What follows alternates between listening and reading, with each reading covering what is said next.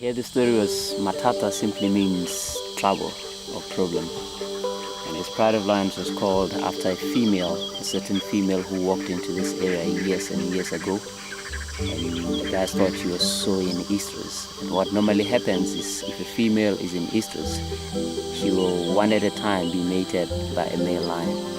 So sometimes there is more than only one male lion in a coalition or dominant males in an area.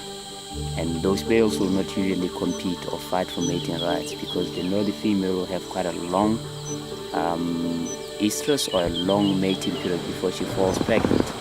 And that gives either the 2, 3, or 4 males, each one of them, a chance to get to mate with the female because she'll be in charge.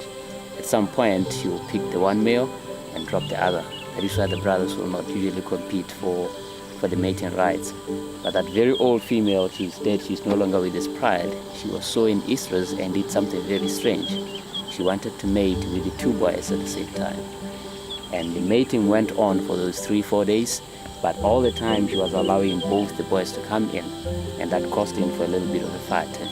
Because the boys now, they all wanted to mate at a certain particular time, and the boys started to compete amongst themselves and fighting over the females. The guys just sit there and look at the whole thing and they're like, now there's a problem.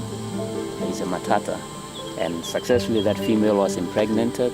3.5 months later, there was new babies born in the area.